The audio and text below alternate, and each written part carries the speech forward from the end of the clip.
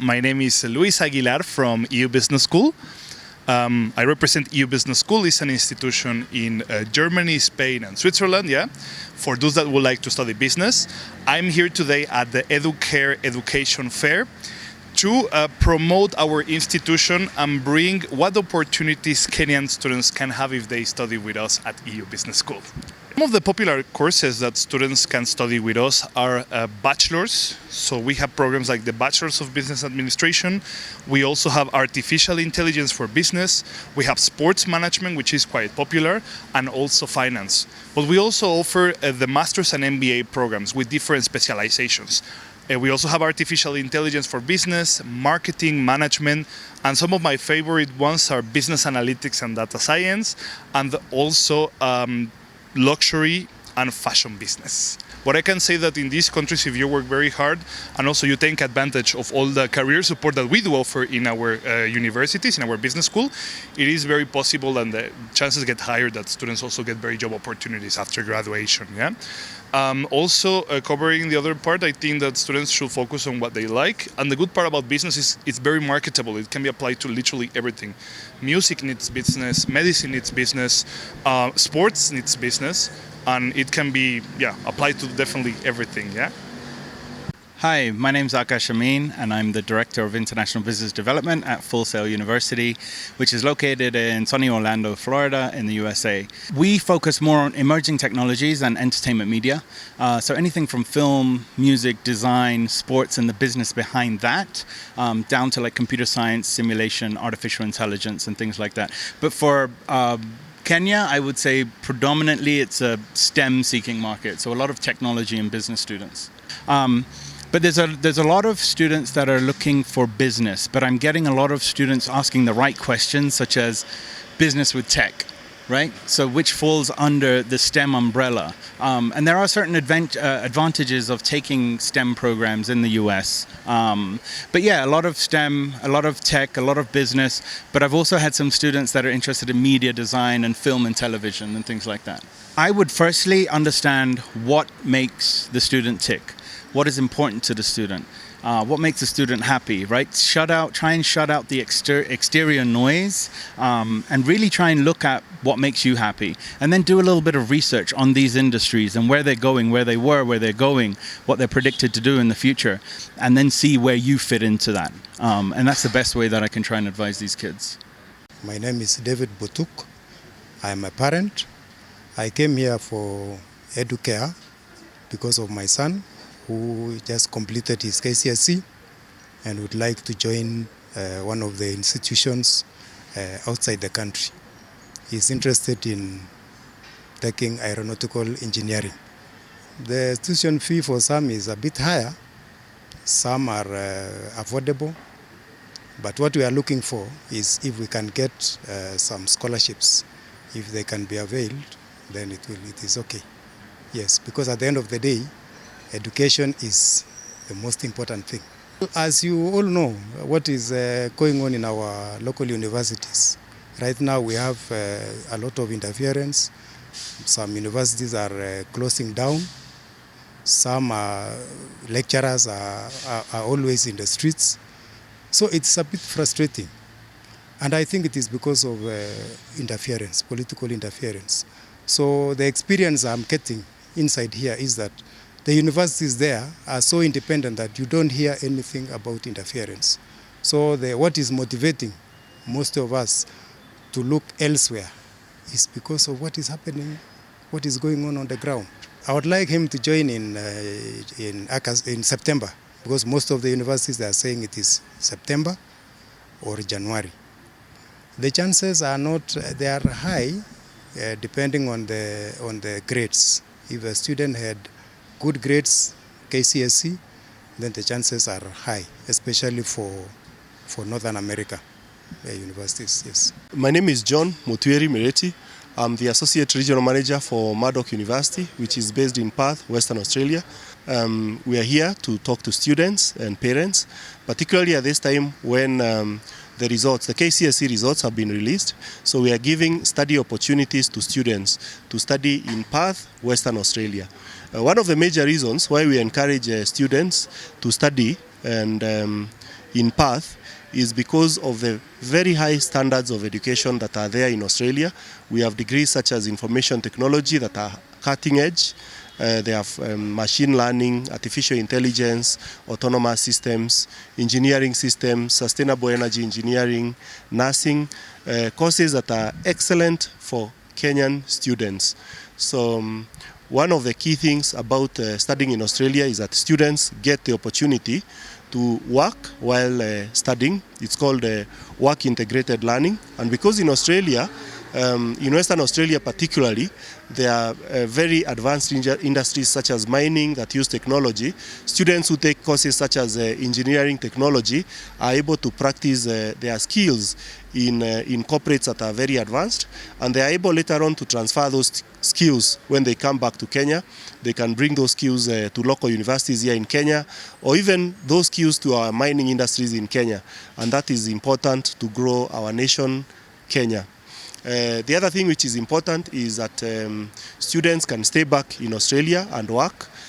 Perth as a regional city gives 3 years post-study work permit, and that is important for students also to gain skills. My name is Omar Mohammed, Director of Educare International, the study abroad experts, and today we're here at Jacaranda Hotel with around 30 universities from different parts of the world. So we've got Canadian universities, Australian universities, Dubai, Malaysia, USA, different mix of universities, and the students are coming in, both undergraduate prospective students and also postgraduate prospective students looking to further their education abroad.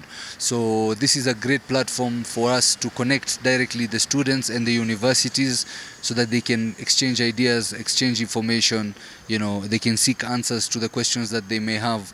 And one thing that I really love about today's event is also the fact that we have very affordable options, universities that have joined in this time, so at least the students can really get exposure in terms of affordable options abroad. We're seeing an increase in number of students looking to study abroad, both undergrad and postgrad. So we have the KCSE students who have just received their results, and now they're looking at the course information, university information, planning their budget with their parents. Some of the parents have joined their kids today. So at least this really gives us more efficient communication between us and the student and the financier, who is the parent. So basically people are looking to study abroad mainly because of the work opportunities, not only foreign but also locally. So if they come back, usually they have a competitive advantage as they've been studying in a top ranking university abroad, and when they come back they can easily find jobs. And not only that, even through the post-study work visa program, where when students study abroad they're allowed to stay back and explore the different job opportunities. This is really something that now people are getting aware kwamba, okay, it's not just about the education, it's also about looking for job opportunities for themselves or for their kids. So to be honest, awareness is there that the form ni kusoma maju, and as Educare International, we've been around for 10 years, and I'm seeing the curve going exponentially high. Many parents also talking about the ongoing strikes and so many other issues that are going on. So the parents are looking for stable and top-ranking universities and looking for opportunities for their kids in different nations. Some of them choosing based on preference, so they've got a relative in that particular country or a city, and we're guiding them through it. So as Educare International, we're extremely happy. And we're going on to Mombasa and Eldoret as well, where we have the same kind of thing where students are meeting universities, and we're happy to support the students and the universities to connect and see what the outcome can be. For the students who are struggling financially, we have really affordable universities as well, and partial scholarships available, not full but partial. This really comes and helps the students to further reduce the cost. But alternatively, we have finance partners like Gulf African Bank. We have a product called Somo Maju, Lipa Mdogo Mdogo, and we also have other financial partners who can support these students on a need basis. So some parents might need some backup. They can always involve our financial partners, and they can be able to achieve the dream of studying abroad regardless of their financial status. And this is something that occurs all over the world, where students take finance for their studies, you know. So the same thing where Kenyans are usually afraid of taking educational loans, as opposed to you know, they're more comfortable with mortgages and car loans and truck loans and so on. But when it comes to education, there's a bit of hesitance, but it has helped a lot of people. So we're trying to reduce all these barriers to make sure that our students all have equal opportunities to access these opportunities abroad. My name is Samuel Njuguna, and today we are with Aeropath Solutions. We are an aviation education firm, and we are here today at Educa International Fair to try and bring to you guys, to the students, more information to do with aviation related programs. Most will think it's only pilot studies, but we also have pilot training, engineering in terms of aerospace and aeronautical. So we're here to be a voice to all of those interested in aviation. You see, growing up, everyone was interested in aviation as a career. Every boy was interested in being a pilot or an engineer. And there are a lot of misconceptions and norms in terms of aviation. So you'll find that pilot training takes you like 18 months. Engineering takes you like 3 years. And right now, the stats that we have, we need of 2.1 million personnel in the industry alone. 600,000 pilots, 600,000 engineers within the span of like the next 9 years. So by 2034, we need all of these people. And that's the reason why we're here, to try and break these misconceptions and this misinformation that's out here, and show you that aviation training is one of the best careers that we have out here, in terms of the job market, in terms of the monies related to the same, and in terms of how easy it is to move from one point to the next. We have really competitive fees in terms of a full program will take you around 9 million for the full duration of 18 months. We have institutions that will allow you to pay as you go, which means that given that scholarships are hard to come by, we have options where parents can be able to pay in a monthly installment type of basis, which takes it to around, if you're able to pay around 300,000 Kenya shillings a month until you complete the program, it becomes affordable as compared to you having to cough of around 5-7 million all at once to be able to complete the program. So it's really affordable for all of those guys that are out there. It's pretty much a degree packaged into an 18-month program, and you get to fly all over the globe. Institutions have a 95% employability rate within the first 3 months of completion of program. And we are able to do this because of the linkages that we have in the aviation industry. All our institutions are vetted to ensure that we have, number one, the best resources available to the students. Number two, the best planes that you can get for students, top-notch quality in terms of instructors, in terms of simulators.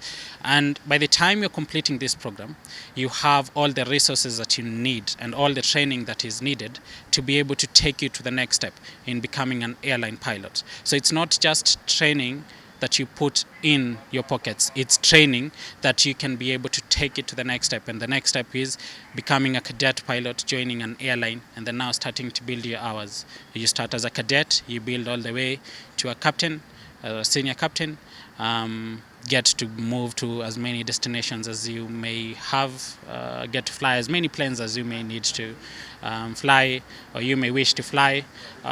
So with the linkages and the resources that we have in the aviation sector, we are able to try and extend these opportunities to the students.